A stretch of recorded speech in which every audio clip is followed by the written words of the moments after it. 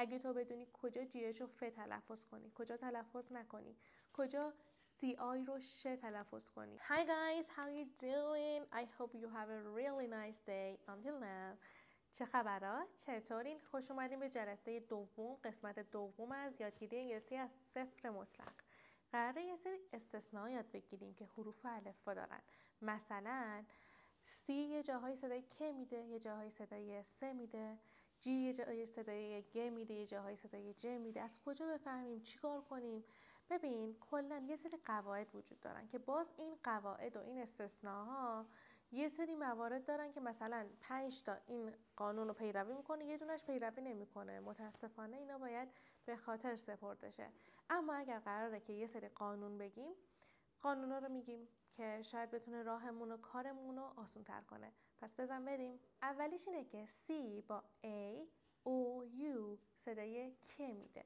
مثلا coat، مثلا cute.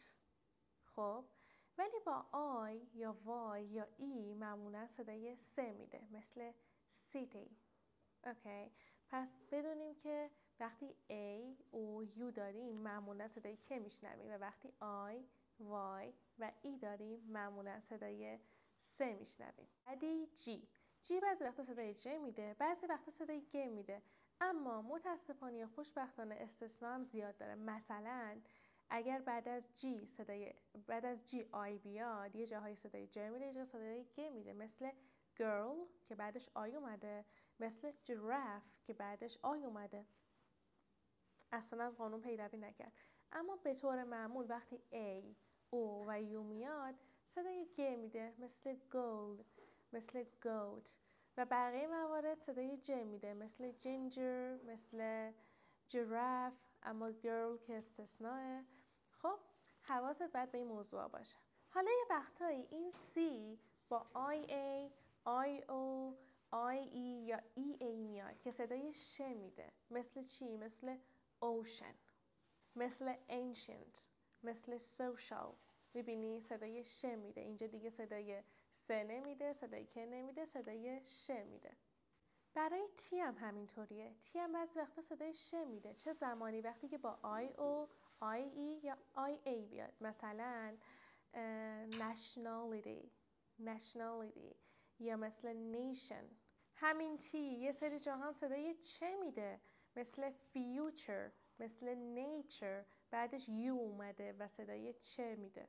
یا این یه سری ترکیبا که A گفته میشن، مثل cake، مثل make، مثل shake. میبینی اک گفته نمیشه. یا مثل این یکی ترکیب که میشه mute، cute، huge، you خونده میشه. ترکیب بعدی یو و ای آخر کلماته که صدای او میده، مثل blue، مثل clue، مثل true. اینو مطمئنم میدونی که 2 تا ای کنار هم صدای ای میده، مثل bee، مثل sweet، مثل free. آخ از دست این این یه جاهای صدای ف میده، مثل cough، مثل لف. یه جاهای صدای گ میده، مثل ghost، مثل spaghetti. یه جاهایی هم که اصلا صدا نداره، مثل light، مثل right، مثل night. اما ف اصلی چیه؟ F. یه سری فهای دیگه هستن، مثل GH که قبل خوندیم و مثل PH که الان میخونیم، مثلا phone، مثلا elephant. اینا PH نوشته میشن اما ف خونده میشن. GH رو دیدی؟ یه داداش داره CH. اینم هر جا میره یه صدایی میده. مثلا توی یه سری کلمات صدای ش میده، شف، ماشین. یه جاهایی صدای چ میده، مثل chair. یه جایی مثل چاکلت. یه جاهایی هم صدای که میده، مثل school، مثل architect، مثل chemistry. میبینی؟ اینم باید حواست باشه. اینم ترکیب آی و ایه که صدای آی میده، مثل size، like، mine، ride، I.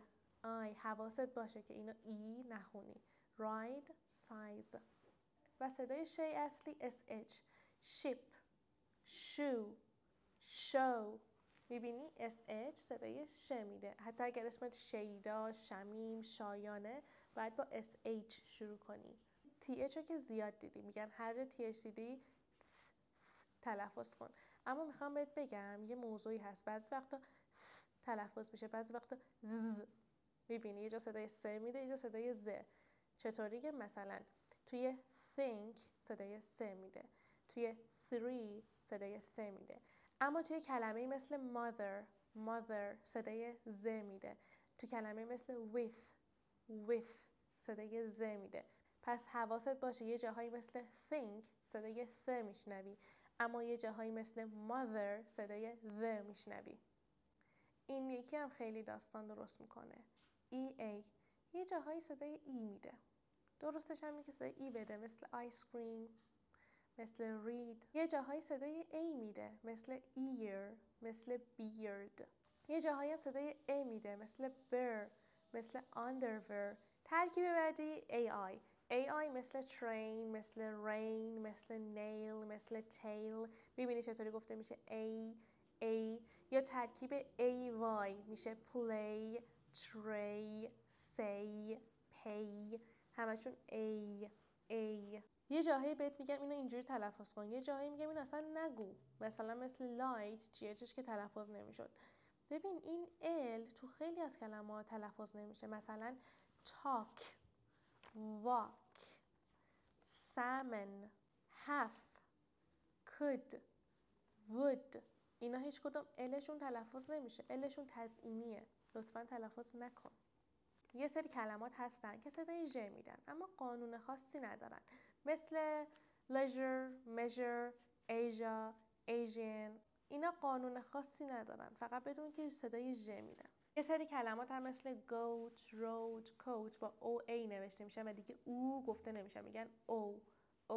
اما یه سری با 2 او نوشته میشن، مثل food، wood. میبینین میگن او، اما goat، road این میشه او. خیلی باید حواست به این نکته کوچیک باشه.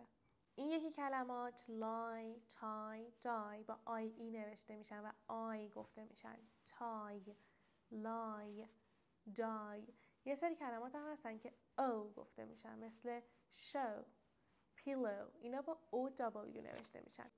اگه جلسه قبل رو ندیدی حتما برو و جلسه قبل رو ببین، چون این دوتا مکمل همن و اگر تو این دوتا رو یاد بگیری تلفظ درست خواهی داشت که پایه درست زبان انگلیسیه. ممنونم که تا اینجا تماشا کردی. اگر ویدیو رو دوست داشتی لایک کن، برام کامنت بذار، نظر بده و میبینمت به زودی.